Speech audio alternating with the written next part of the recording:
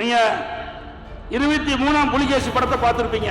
அப்போ வடிவேல் போய் ஒரு வெள்ளக்குடி பிடிச்சிட்டு ஆட்டிட்டு ஓடுவார். வெள்ளக்குடி பிடிச்சி நடமாடிட்டு போவார். கருப்பு குடை பிடிச்சா பிரதமர் கோவிச்சுக்கான்னு சொல்லு வெள்ளைக்குடி பிடிச்சார். ஜாபர் சாதிக்கிறதுக்கு உதயநிதியோட போட்டோ எடுத்துட்டார். பாருங்க, உதயநிதியோட போட்டோ எடுத்துட்டார்.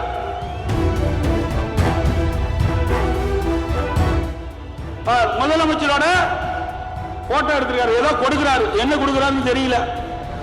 பாருங்க, போதை பொருள் கடத்துகின்ற நபர் இவருக்கு முதலமைச்சருக்கு என்ன தொடர்பு?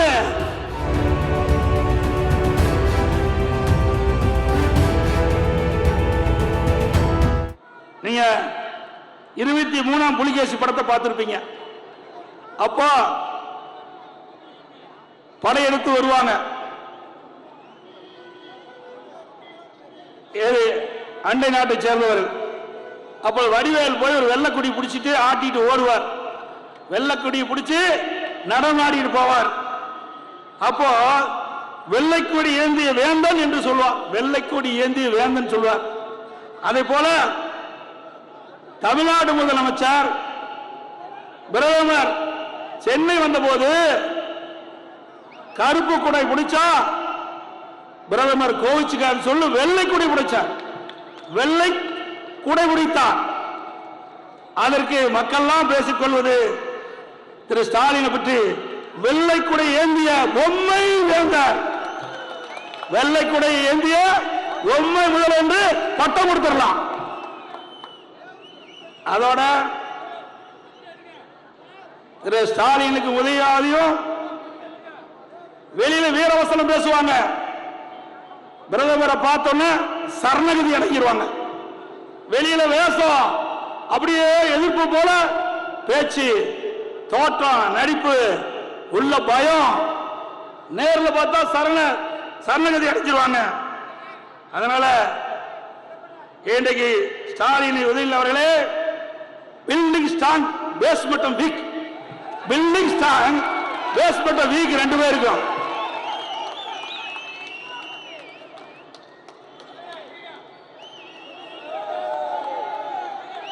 அதே போல தமிழ்நாட்டில் எங்க பார்த்தாலும் போதைப் பொருள்.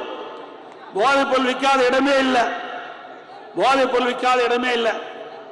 திமுகவில் சென்னை மேற்கு மாவட்டத்தில் அகிலக அணியினுடைய துணை அமைப்பாளர் ஜாபர் சாதிக் அவர் வெளிநாட்டுக்கு பல ஆண்டுகளாக கிட்டத்தட்ட 3 ஆண்டு காலமாக போதைப் பொருளை கடத்திட்டு இருக்கார். இவர் தாங்க ஜாபர் சாதிக்கிறதுக்கு உதயநிதியோட போட்டோ எடுத்துட்டு இருக்கார். பாருங்க, உதயநிதியோட போட்டோ எடுத்திருக்கார். முதலமைச்சரோட போட்டோ எடுத்திருக்காரு. ஏதோ கொடுக்கிறாரு, என்ன கொடுக்கிறாருன்னு தெரியல. பாருங்க, போதை பொருள் கடத்துகின்ற நபர் இவருக்கு முதலமைச்சருக்கு என்ன தொடர்பு? இவருக்கு விளையாட்டுத்துறை அமைச்சருக்கு என்ன தொடர்பு? இதை கேட்டா கோபம் வருது ஸ்டாலினுக்கு. போதைப் பொருள் கடத்துகின்ற நபரோடு உங்களுக்கு என்ன தொடர்பு? அது விளக்குன்னு சொன்னா இதுவரைக்கும் விலக்கி அறிக்கை கொடுக்கல. நான் தொலைக்காட்சியின் வாயிலாக இதை தெளிவுபடுத்தினேன், அறிக்கையின் வாயிலாக குறிப்பிட்டேன். இதுவரைக்கும் பதிலே இல்லை. திமுக நிர்வாகிகள் போதைப் பொருள் விற்பனையில் ஈடுபட்டிருப்பது நிறுவனமாகிவிட்டது. பாருங்க, அருமையா சொல்றார். திமுக கொலை அடிச்சிட்டு இருக்காங்க. திரு ஸ்டாலின் அவர்களே, இதுவரை நாட்டை ஏமாத்திட்டீங்க, இனி ஏமாற்ற முடியாது. இந்த தேர்தலில் உங்களுடைய முகத்திரை கிழிக்கப்படும். அதிமுக வெற்றி பெறும்.